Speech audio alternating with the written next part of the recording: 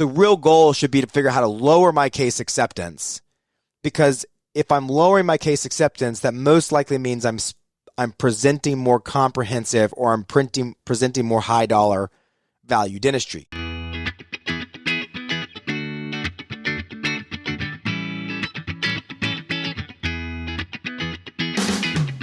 Welcome back to the Millennial Dentist Podcast, a podcast all about working smarter, not harder. Pushing dentists to go beyond dental school dentistry and build the practice of your dreams. Here is your host, the millennial dentist himself, Dr. Sully Sullivan. What is up, everybody, and welcome back to the Millennial Dentist Podcast. I am your host. Super pumped to be here.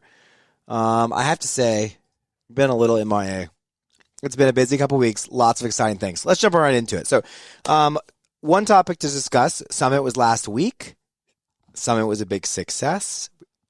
Wish you had been there if you weren't there. It was really fun. I sang karaoke. Another year around the sun.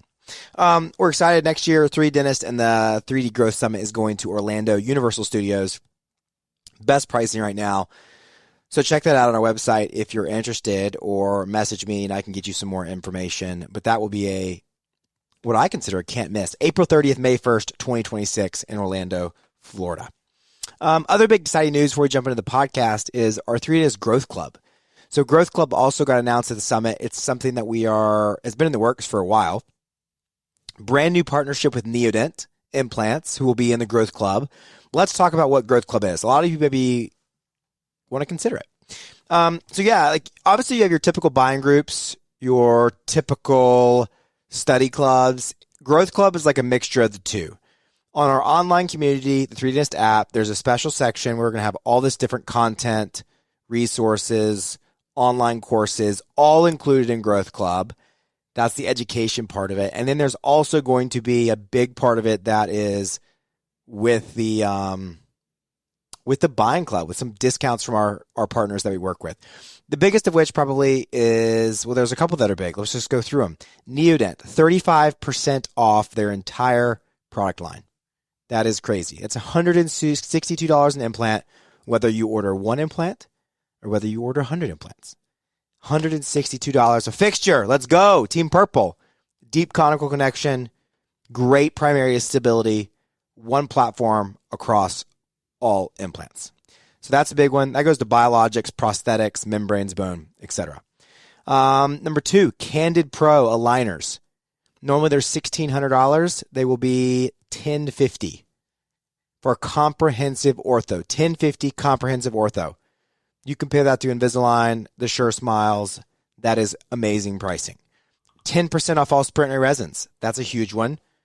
7% off all lab orders from Rowe Dental Lab. And I think if you're in full arch, listen to this right now.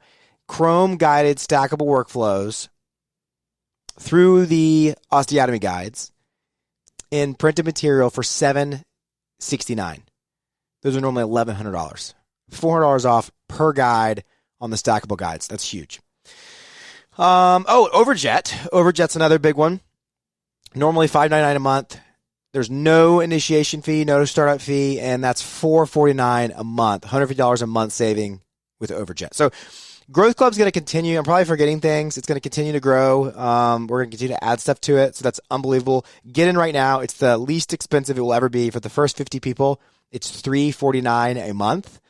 And then it will go up for there. And if you think about it, if you're paying $250 an implant, I mean, you pay 3 or 4 implants a month. You do one aligner case, you order a bottle of resin, and you're like making money. So, not to mention all the education, the online community, all that stuff for free. So check it out, the Growth Club. You can go on our app to sign up for that. You can also DM me on my Instagram. I can help you out. Or you can email meredith@3d-dentist.com. Whew, that's your ad for the day. Of course, I don't even feel like that's an ad. I think that's just more of like great news that we've been able to kind of leverage with our partners. Our goal, look, at 3D Dentist is try to leverage each other to be looked at as a community group so that we can compete with DSO pricing, group pricing, and try to level the playing field in what has become a very, very competitive space. So if you think that's awesome, sign up, tell your friends, let us know, because we're going to try and keep doing just big things, just doing some big things. Yeah. So today I was kind of thinking about what I wanted to talk about. Like coming back from Summit, I was fired up, and I want to share a little bit about what I talked about at the Summit. What I talked about was, my title was What Happens When the Patient Says No. And I think it's a great conversation to have, because we typically set up most of the education we get or we learn, or the goal is to get the patient to say yes. And I think at some point, the reality is that no is okay. I'll give you a funny example that I heard at lunch. So I go to lunch with Celeste and Andrea, two of my team members, and Andrea said Celeste was asking Andrea about this place that she got her eyebrows done. I didn't know you could do eyebrows. And Andrea was like, yeah, I went to that place, but honestly, I left with a bad taste in my mouth, so I haven't gone back again. And I was like, well, what happened? And she was like, well, I went in and I was very pleased, but when I was checking out, the lady wanted to essentially get the recare appointment, the 6-month recall, right? Wanted to schedule the next appointment. And Andrew was kind of like, honestly, this is kind of one of those things I kind of just think off the cuff. So I'll probably just call back. And that's really where she came from a standpoint of like, it wasn't like she had a bad experience. She liked what she got done. She was planning on going back. But then the lady didn't necessarily she didn't understand what the no was. It was not no. It was just not right now. And then didn't understand quite the issue. So the lady pushed and was really, really pushing to get the recare reappointment done, in quotes. So she was like, well, you get your nails done every couple weeks, obviously, and like your eyelashes are done. And so she was kind of making some assumptions and priorities, and it was a turnoff. And so Andrew's like, I'm not going to go back there. And I thought that was interesting, because like there's a big difference in our industry between leaning into the no and then pushing for a yes. And so if my mentality is that I'm going to try to get everybody to say yes, I think that's the wrong way in thinking about it. We've talked about this for years at 3D Dentist, because we've kind of said that like case acceptance is the real goal should be to figure out how to lower my case acceptance, because if I'm lowering my case acceptance, that most likely means I'm presenting more comprehensive, or I'm presenting more high dollar value dentistry. The more you present, both in comprehensive and in cost, naturally your case acceptance will go down. You're going to get more no's.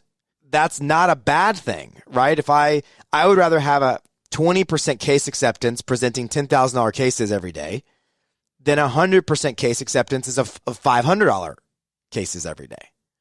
It's just a difference in understanding, because look, at the end of the day, dentistry is expensive, right? And so it's expensive. Not everybody wants everything. Not everybody cares about things. And so you're going to get a lot of no's. And so instead of trying to figure out how do I convince people, well, then the real question to me is, how do I deal with the no? So how do we deal with the no? Number one is we have to lean into the no. One of the things I talked about, and my whole lecture is on the app for free. If you want to go check it out, you just go download 3D Dentist app, Android or the Apple Store, and you can sign up for free and go to Summit Resources, and there it will be.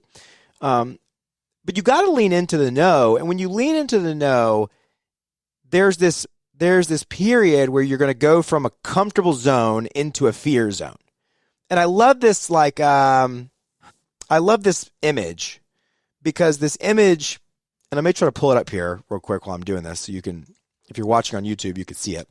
But this image basically dictate, or whatever the word is there, it shows where you go from comfort zone to a fear zone. From the fear zone, you go to the learning zone, and then from the learning zone, you go to the growth zone. And I love it, because people don't understand that the reality is I got to go through this period where it's going to be uncomfortable. That's just the reality of the situation. I've got to lean into the no, move into this fear zone where it's uncomfortable, and that's where kind of the magic happens. By leaning into the no, you got to learn to assess the no. So typically, there's 4 reasons why people don't want to buy. They don't say yes. Number one is trust. Number two is fear. Number three is money. And number four is time.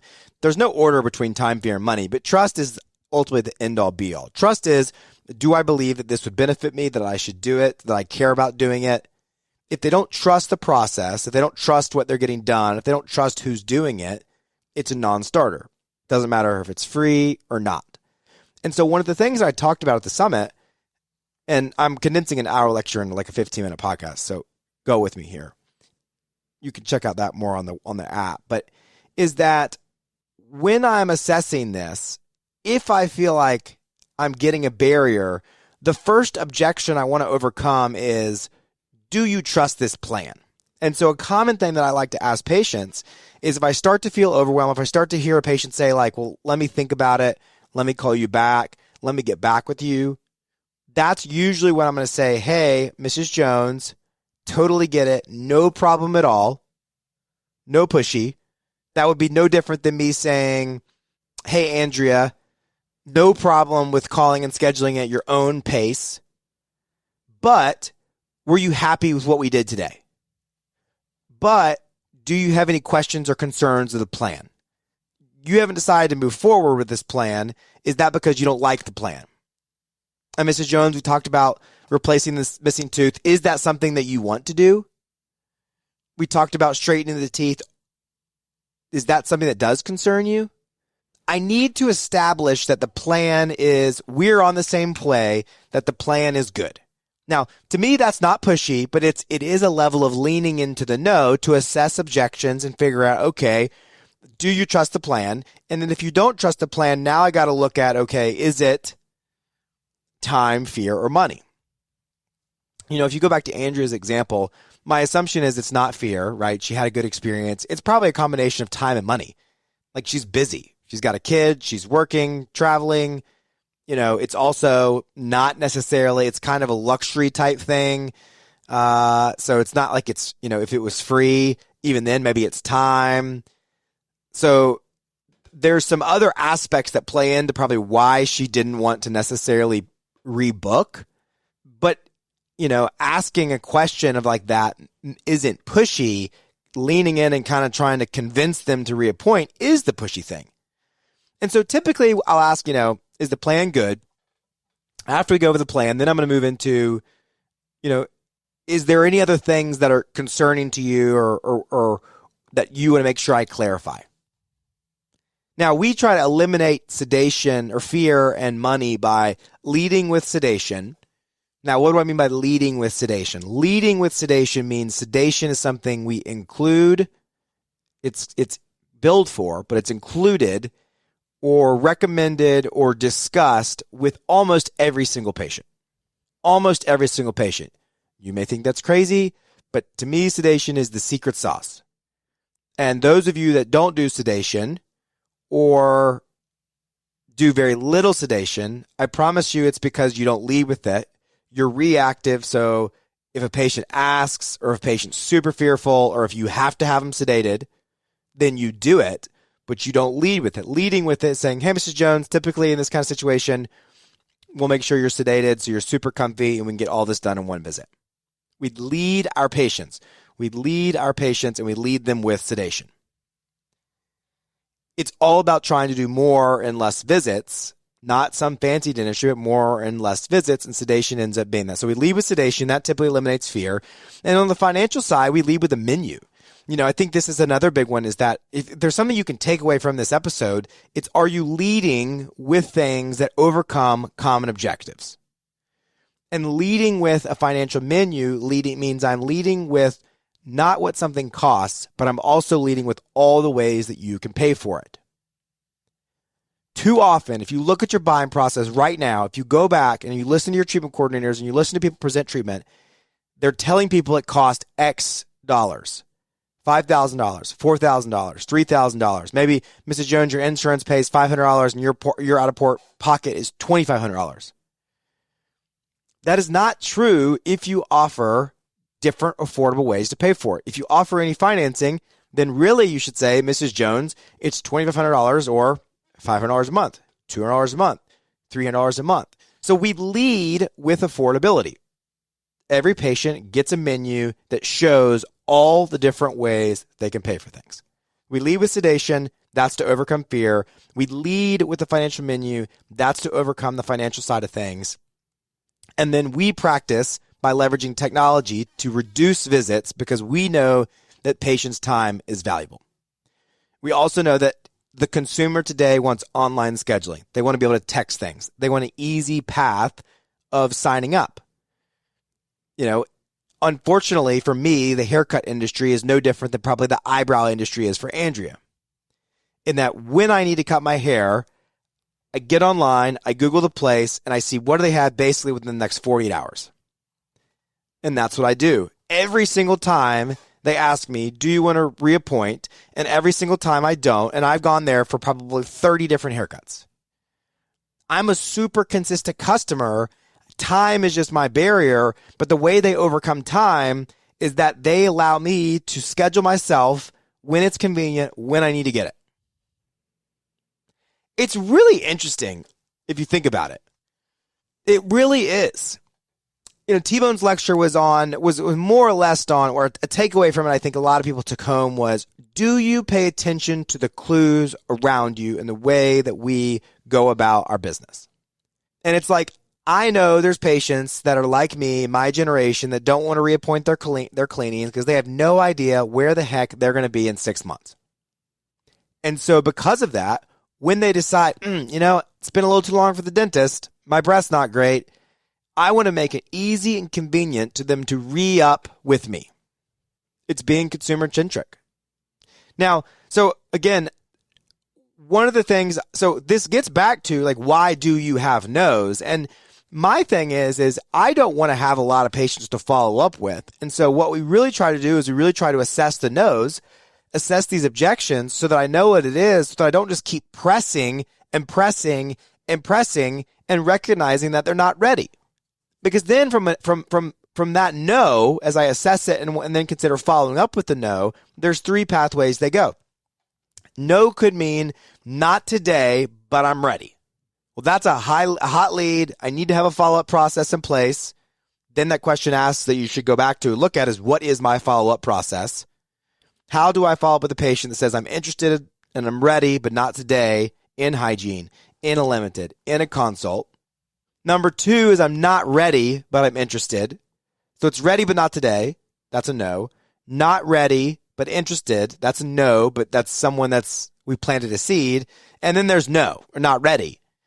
And those people, the sell isn't to go from not ready to ready. It's really just to not ready to try to get some interest. That's the other thing that I think we don't understand is that we don't understand that the buying cycle of a single crown that's covered by insurance is much shorter than the buying cycle for larger comprehensive care. And so because of that, we need to understand that the sell is not necessarily to move people from, I just came in for a cleaning, to comprehensive care. It's to plant seeds and move them into gaining interest so that once they're interested, they can become ready. Once they're become ready, then they're ready to buy. There needs to be a funnel like this, and we need to have a follow-up process in place for all of these. For that person, it could be just, hey, if it's okay with you, we want to make sure that we connect with you in 6 months and bring this up again. There needs to be some sort of follow-up process in how we move these people kind of down a buying process. So we lean into the no. We understand that we have to ask a little more uncomfortable questions, not in a pushy way, but in a curious way. Do they support the plan? Is the plan an objection? If the plan is not, and they like the plan and they're into the plan, then it's just a matter of, okay, is this a time, fear, money type thing? And so then we have to be accommodating to that. If I recognize, no, I just need to get my husband so I can kind of go through the schedule and make sure the logistics work out, then to me, this is time. So then I want to make sure that we focus our energy and our follow-up around time. We can be flexible with appointments. Let us know what works for your husband, and then we can kind of work around that. We need to be accommodating to what the barriers are. We lead with a financial menu and we lead with sedation. So I think these are some pretty critical steps to really, really kind of understanding how we should operate when the patient says no. So I hope you enjoyed this today. If you like this lecture, again, the whole thing is on the app, 20 minutes of an hour, or probably 15 minutes by the time I introed. And yeah, we'd love to see you at the summit next year. I mean, this year we had, just to give some perspective, we had someone talk about optimizing the trial smile for getting more yeses in cosmetic cases. We talked about AI and how AI is impacting not only our clinical side of practice, but also the administrative side of practice. We talked about, what 2030 looks like and how we need to continue to evolve as a practice. We talked about, the single visit endo crown appointment, probably one of the most profitable, great things to learn. We had someone come and talk about an Enneagram, team culture, personalities. That was awesome. And then we had someone talk about how do you have a $50,000 clear aligner day. So everything's really around team members, growth, etc. So make sure that you put on your calendar, April 30th, May 1st, 2026, Universal Studios. Bring the family, bring some team members, and go and get your tickets, because tickets, like I said, are the cheapest they will be right now, and it's right off. So everybody work smarter, not harder. We will see you next time.